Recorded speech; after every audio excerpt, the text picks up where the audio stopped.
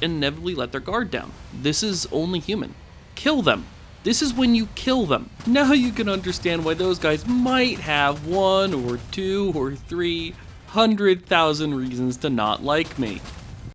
Hello! I am Aoyalaipe, and I like to hop into top tier matches in War Thunder, and then personally kill the entire enemy team by myself. Welcome to my channel. Oh boy, it's time to make another video about the petty, never-ending gang wars that go in top-tier air arcade, and the menace of Team Collusion. So, in War Thunder, you can queue with yourself and up to 3 other friends, so, what gives? Well, no one, and I mean no one, does crazy quite like top-tier air arcade players in War Thunder. So basically, the VPO and Good Super Squadrons have figured out the mechanics of War Thunder's matchmaker and devised a convoluted array of methods to exploit its vulnerabilities by daisy-chaining squadrons, friend lists, certain tech trees, and War Thunder's real-life server locations to reliably get larger-than-allowed groups of players assigned onto the same team in the same match. And yes, this is the sort of thought some people put into this game before they even actually, play the game. Since this scheme can get pretty convoluted to organize, the way it works on the ground is you get a bunch of people into a Discord chat room where some guy orders everyone else around. And this is where anyone who has ever played a competitive video game before will be like, wait, hold up. I know what happens next. One of those guys giving orders turned into an uber-toxic neo-Nazi with a god complex, right? Yeah, as a matter of fact, the leader of Good did literally rename himself God, and then run around kicking people from the squadron whenever they didn't interrupt their life to play the game with him when he ordered them to. Also, what is he like? Coffee. This picture actually got an unlisted draft of this video demonetized, which is somehow a first for this channel. Let's just say he used his coffee toppings to draw a symbol that went out of style 79 years ago due to its association with history's least beloved Germans. What does he not like? The Jews, and gay people, and Polish people. I rest my case.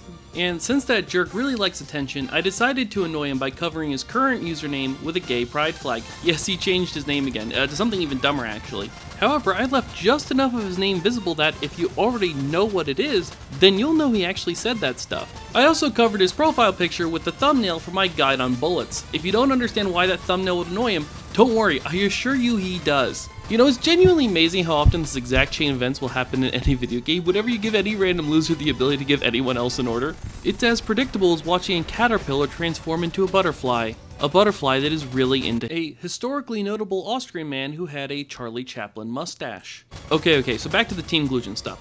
The basic problem with any approach to trying to game the matchmaker is that it's really janky and basically sets the matchmaker on fire. This makes it possible to turn the tables and repeatedly kill these guys by counter-exploiting their own exploits. The glue at the center of all versions of this exploit are the squads and squadrons. The matchmaker will put people in the same squads and or squadrons on the same team. So you can daisy chain squads and squadrons into War Thunder Voltron. However, War Thunder is biased against 3 and especially 4-man squads. So if you try to daisy chain 4-man squads, you'll be sitting in the queue forever. If someone's doing that, it's extremely easy to simply avoid them because they won't roll over the next game with the rest of your lobby. However, if you daisy chain smaller squads or use solo queuers, your queues will be faster, but it will regularly not work. And when the plan doesn't work, it actually becomes far easier to kill them than if they just queued normally. I owed you guys a Gripen video, so I figured I'd go find some daisy chainers and demonstrate the issue using a Gripen. So before this match, I found some daisy chainers and decided to follow them until their plan fell apart, which happened pretty quickly. Here I have 2 VPOs and 1 good on the other team. This is probably the main reason I haven't done a Team Collusion video before. When the plan fails, there aren't that many of them, and once you understand how to fight them, it sort of looks like seal clubbing. So the biggest problem by far is that the strength of VPO and good comes from coordination. However, when the daisy chain falls apart, the VPO and good players will all generally remain in the same Discord chat room. When this particular daisy chain fell apart, for example, VPO had to have had at least 8 guys split across 3 teams in at least 2 games, all sitting in the same voice comms. You ain't coordinating shit like that. Their key advantage just evaporated. All of these exploits, all of this daisy chaining, like the whole point of these ridiculous plans is to get as many players as possible coordinated in voice comms in the same match, because coordination is extremely powerful in TTAA. And VPO and Good are in this never-ending war that neither of them can afford to lose because bragging rights are on the line. And in case you hadn't noticed, some of these players can have a bit of an ego, but when the plan fails, they lose coordination instead of gaining it. However, if they split off into their own chat rooms, that makes it harder to coordinate the daisy chain when their games end. Plus, they don't get to hang out, so it's kind of a damned if you do, damned if you don't situation for them. Managing all of these players can be really difficult, so make it harder for them. That's the weak spot. So if you see people trying to daisy chain, you can either avoid them if they're eating the long queues, or you can just wait for the daisy chain to fall apart, which it regularly will, and then you just have to fight them in a way that requires coordination to counter. And this is where the Gripen is really useful. Okay, so Gaijin has run around nerfing lots of random crap, and they're also about to totally change these planes with the next update in a week or two anyways. But as of right now, the Gripen is basically an F-16C with infinity countermeasures. So I can pair my F-16 whack-a-mole tactics I've already shown you a million times with infinity countermeasures to be a real nightmare. And on a map this mountainous, there are all sorts of nooks and crannies to hide in. So if I avoid turn fights and spam countermeasures while darting from ridge to ridge, it'll be hard to see me and even harder to hit me. Now the counter move to this is if you have 2 or 3 guys in voice comms, they could coordinate to box me in, but coordination requires coordination, which they don't have. So they might as well just be shooting at shadows. However, I have found that low altitude hit and run tactics work extremely well, even on flat maps, because the Gripen is really fast. If you hug the ground near trees and dump countermeasures while traveling at high speed, it will be extremely difficult for any one person to pin you down because their missiles won't pose a credible threat. I've explained how to do that a million times. I'll link a video in the description where I explain it in detail if you're new to the channel. And anything that stands a good chance of chasing Gripen down can be outmaneuvered by a Gripen. And if the Gripen decides to run, it's going to take a long time to chase the Gripen down, which means the Gripen can parlay that into a positioning advantage and kill you far away from any support.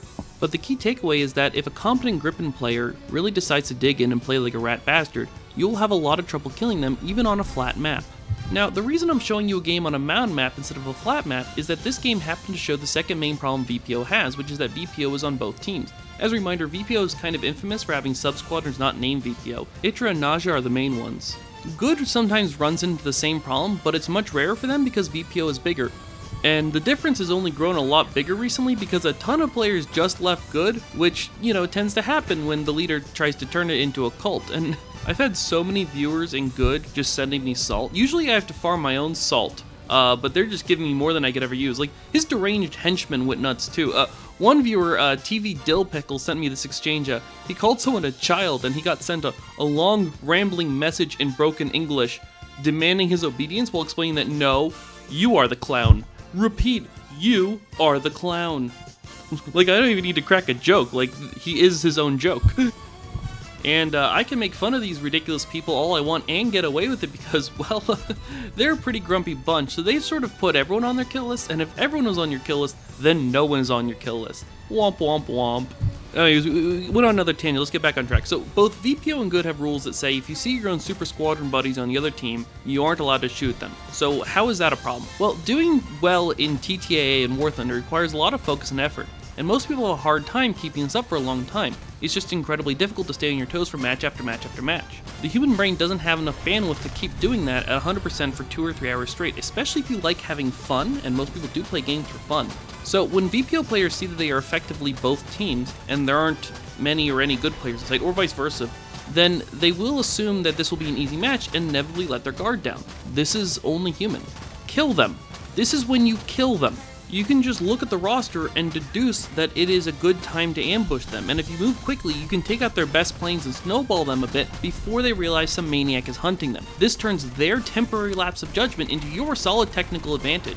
And remember, it's a bandwidth issue. If they do more in these matches, they will inevitably do less in others. So there isn't an easy fix for this. Now, after you pull these shenanigans on them a few times, as I've just done, they will generally come for you pretty aggressively. So I stop taking chances and make sure I keep my options open. So right here, I'm going to reload my missiles and countermeasures, but I'm going to do it while hiding behind a mountain range, behind my spawn, behind my airfield, which has AAA cover, behind a mountain, behind another mountain. VPO players can't cross this valley and get at me without crossing it out in the open, which means they're going to be spotted by my teammates for me. I will know where they are and I can maneuver around them.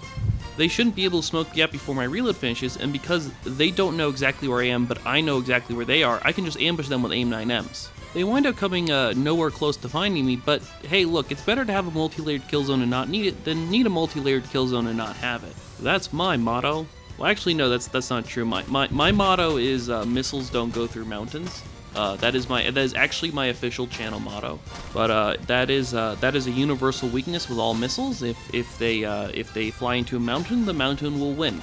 Taking precautions like this tends to eat up a lot of time, so it's the sort of thing I'll do when fighting squadron players who stand a really good chance of knowing what they're doing, but I'll dispense with it when fighting a team full of sponges. So sponges are players whose only real purpose in a battle is to soak up your attention and bullets. You might have also heard them called by the phrase no name.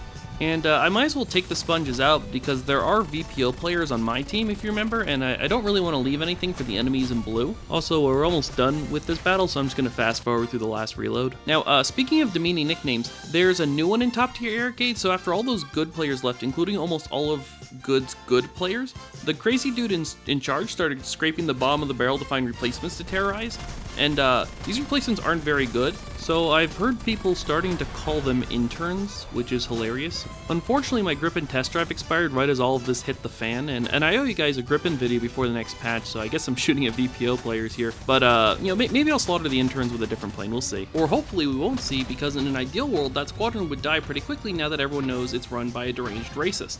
Also, as that F4F just demonstrated, it is possible to flare and dodge AIM-9Ms now, but you have to react to them immediately. However, if you react immediately and maneuver, and then someone shoots a second AIM-9M at you, it is almost impossible to dodge both of the AIM-9Ms. So this missile is still hilariously overpowered if you double tap people. But as you can see, the BPO players in red have all died a bunch of times and run out of planes. And to be fair, a lot of this was due to the people on my team really pouncing on their weaker planes once they got snowballed.